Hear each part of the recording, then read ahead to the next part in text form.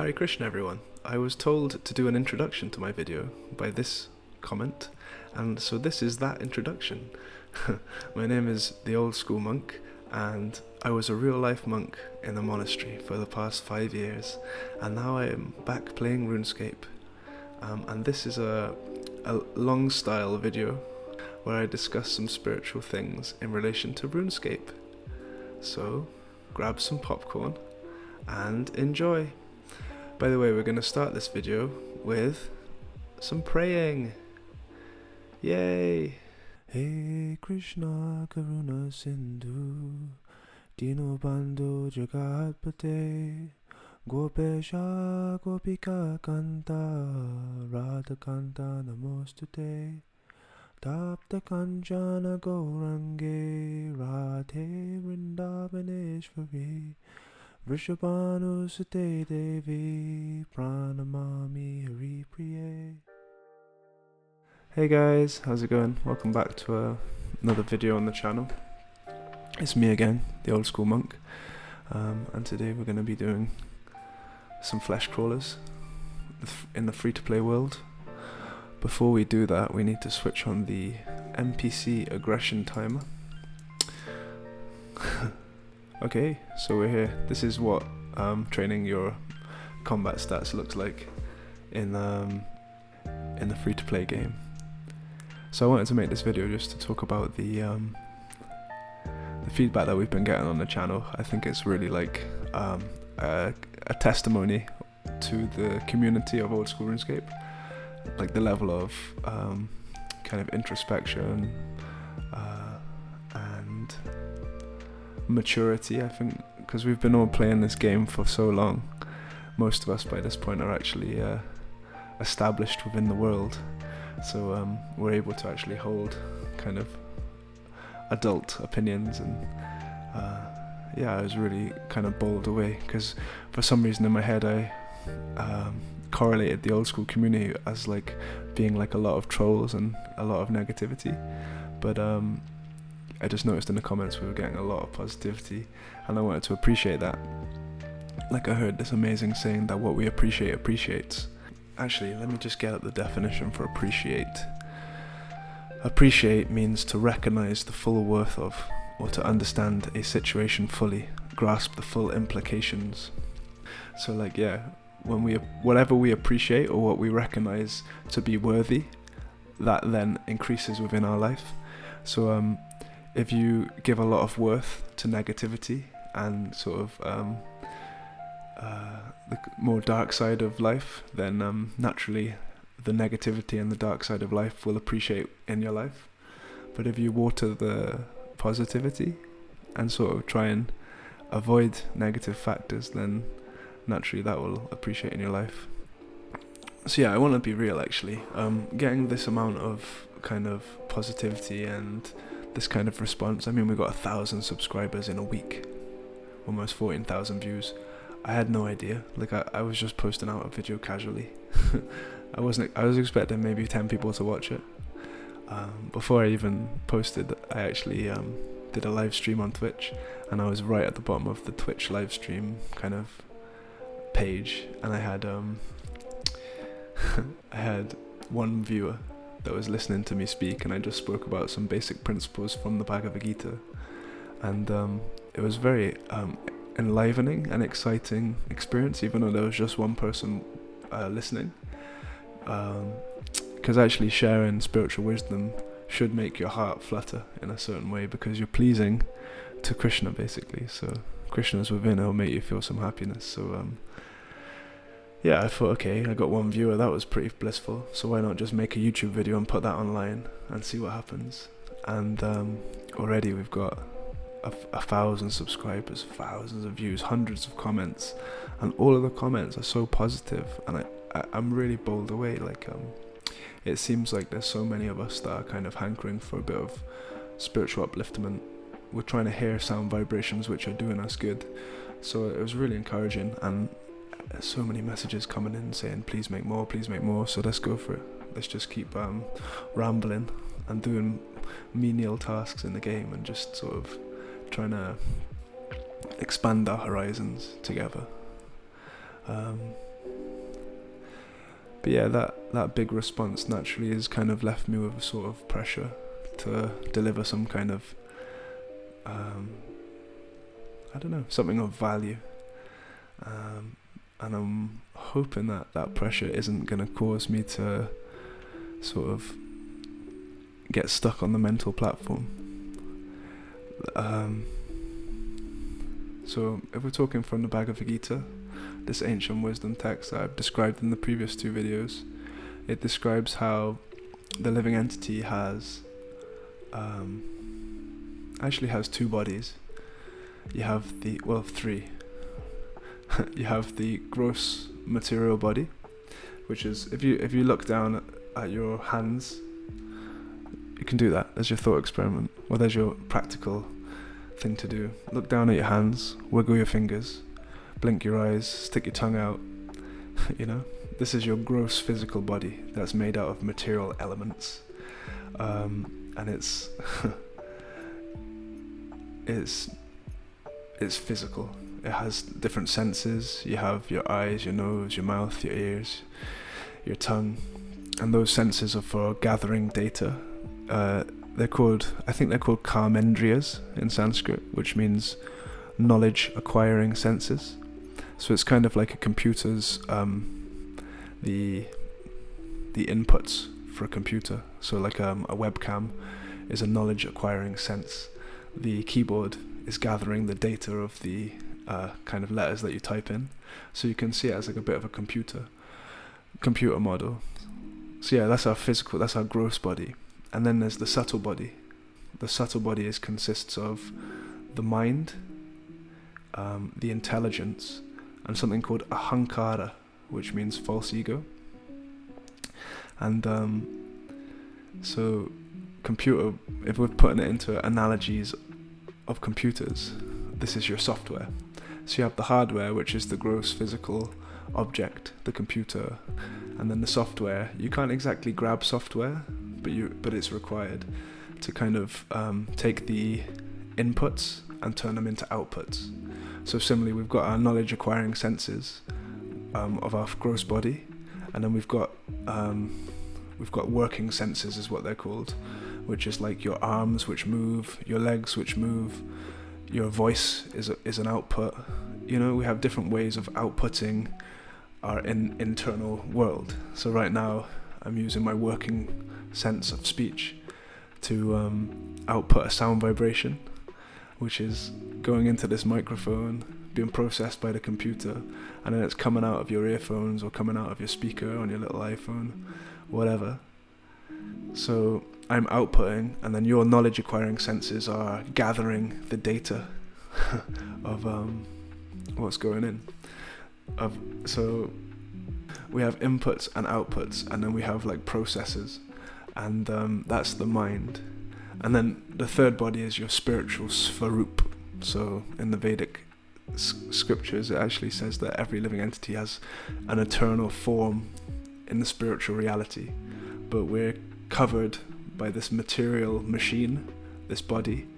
It's called a yantra, which means machine, made of material energy, and that body is kind of like the covering which blinds us from the truth. So spiritual life is about going internal and trying to reveal our true identity. That's what it means, self-realization. But to do that's like end game. Yay, 89 strength. That's end game content. So like to realize your swarup, you're talking 30 years of at least focused spiritual practice. But at the moment we're kind of at Lumbridge tutorial island level spirituality. We're just kind of becoming aware that, okay, I'm not the physical body. I'm consciousness, So it's just some interesting thoughts. But the reason I bring it up, we have to reset the aggravation timer. So the reason I bring it up is because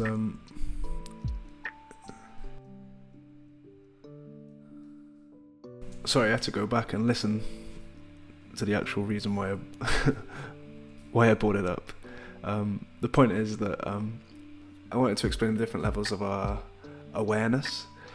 to describe how I was worried about because I had so many views on the first 2 videos, I didn't want to get stuck on the mental plane. And the mental plane is where accepting and rejecting take place. So this is good or this is bad. This is like the mental platform. So I didn't want to get stuck thinking, oh, this next video is not going to be good enough, or this next video is going to be really good and I'm going to get loads of followers, or, I didn't want to get stuck on that platform.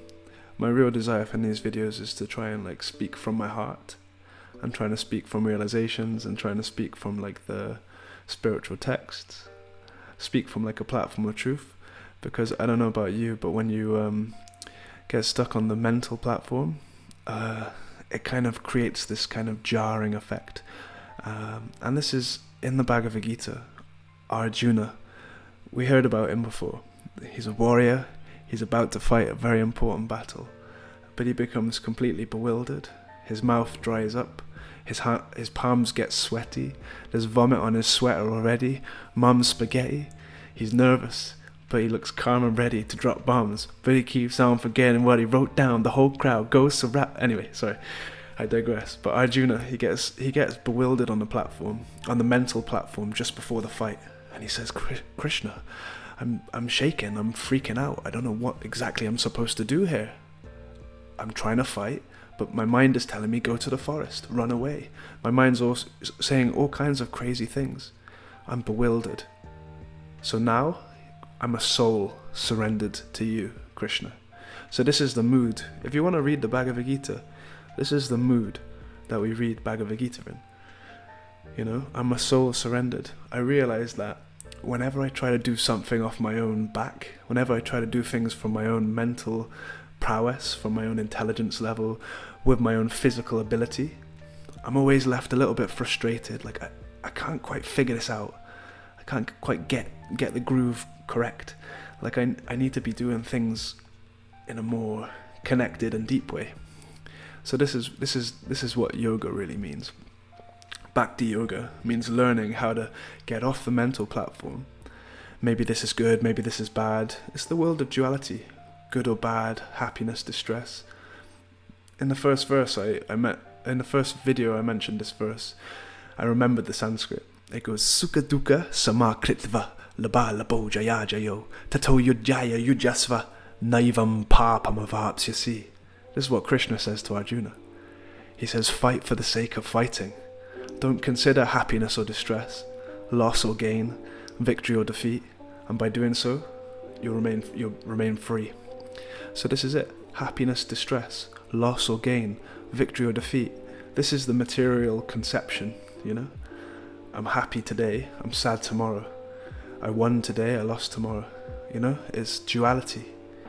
But spiritual life is about elevating yourself above the mind. You have the senses are the lowest. Above the senses of the mind, above the mind is the intelligence, and above the intelligence is the spirit soul. Is us, the conscious being that's reaching out into this material world, into this RuneScape video game. You see? Like, I just take your attention to what we're doing. We're training our stats in RuneScape. Like, if I stay here for another, how long is it? If I stay here for another 12 hours, AFKing, then I'll get my strength to level 90. This is how I'm choosing to reach out into the world.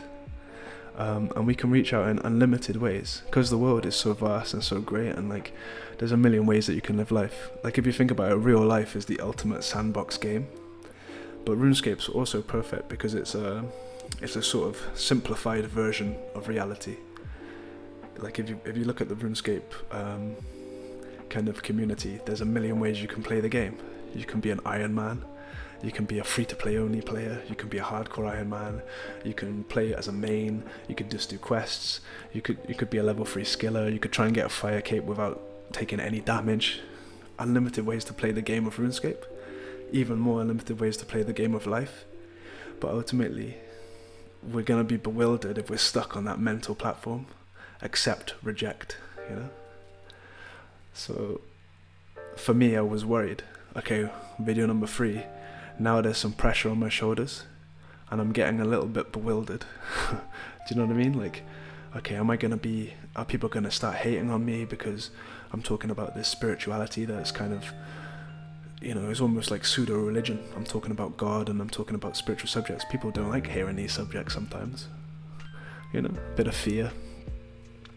I heard an amazing quote: when you feel the fear, then you know that the devil is near. So it's like, fear is getting in the way of your highest path, Our highest path is kind of like in line with our spiritual potential, but fear is something that gets in the way of that path, And we've got to somehow kind of transcend the mental platform. And I mentioned it in the last verse, I keep calling these videos verses. I mean to call them videos, but I mentioned it in the last video, that our method of meditation, we chant the Maha Mantra, Hare Krishna, Krishna Krishna, Hare Hare, Hare Rama, Rama Rama, Hare Hare, Hare Krishna, Krishna Krishna, Hare Hare, Hare Rama, Rama Rama, Hare Hare. Really simple mantra. You can sing it, you can chant it in any way you like, but immediately by chanting that, it gets you off the mental platform and it connects you to the spiritual identity. Don't ask how it works, just know that these ancient texts are recommending this mantra for this present age to deliver the mind. Cheto darpana marjanam bhava mahadavagni nirvapanam Shreya kairava chandrika vataranam vijuvadu jivanam Anandam vidivardhanam pratipadam purnamritasvardhanam Sarvatma snapanam param vijayate Shri Krishna sankirtanam. It cleans the mind, allows us to perceive reality as it is. Because I don't know about you, but sometimes I tend to get the wrong end of the stick. Someone's like saying something to me and I misinterpret it. I'm like, I can't believe they were speaking to me like that. Do they know who I am? So basically what's happening there, I'm getting the raw sense data in through my senses. I'm hearing what they've said about me. And then I'm filtering it through my subtle body, through my software. And if my software has got little sort of viruses, then what I'm perceiving is kind of an incorrect version of reality. Like I said, the most subtle form of your subtle body is your ego. So when you perceive someone saying something to you through your false ego, through your ahankara, then ahankara vamudatma is what Krishna says in the Gita. He says your ego will make a fool out of you. Mudha means a donkey or an ass. Ahankara vamudatma. So when we perceive things through our kind of unclean consciousness, then that's when the problems come about. And why does our consciousness become unclean? Well, that's because what you appreciates. That's what we were talking about at the beginning of the video.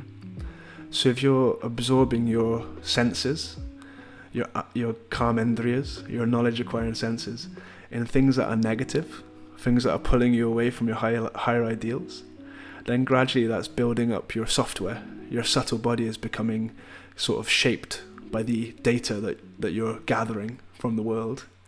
Yeah? So it's really simple. Spiritual wisdom is very simple.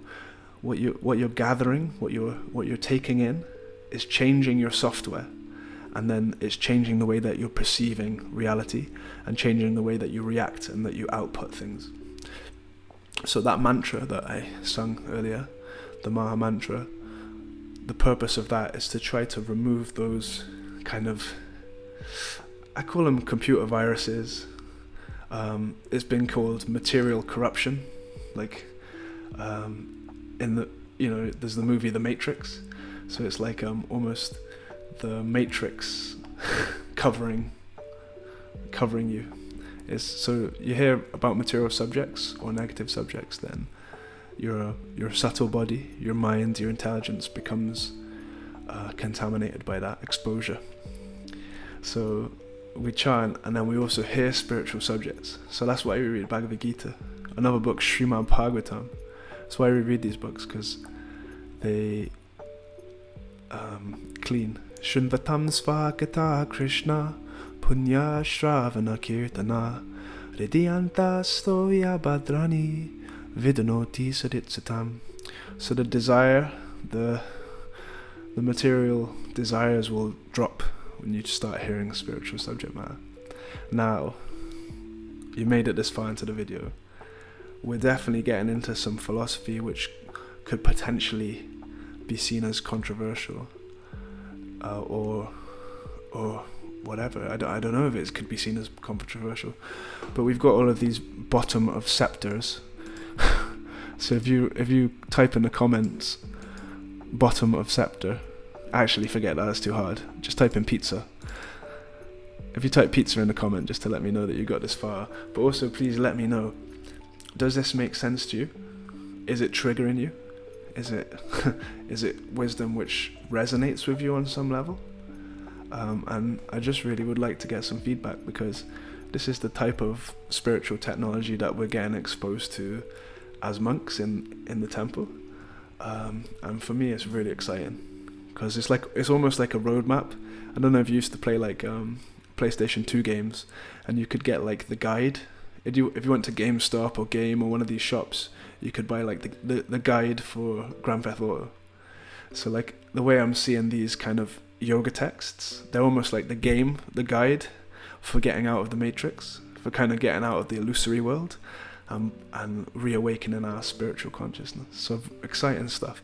In other news, I just got my decorative boots, which come from 400 games of Castle Wars. So that's extremely ecstatic. And another really like mind-blowing thing that happened in the past week was the amount of people that messaged me in game and offered to help with the 99 prayer grind.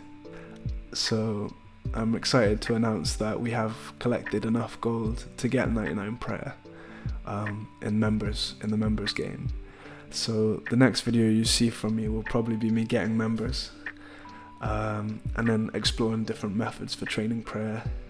And also another video that I want to make is a kind of conversation about how I got into spiritual life, like how I went from being like a hardcore gamer, stoner, I don't know, tattoo artist guy, how I went from that to becoming a monk and spending 5 years in the ashram. And then yeah, I've had some nice experiences. I really appreciate all of you guys for being here and lending an ear to these subject matters, because I'm firmly convinced that like the whole purpose that we have a human life, that we're not like a plant or a bug or a tree, is so that we can like kind of delve into some deeper subject matter. So if you're for it, then let me know. And yeah, thank you.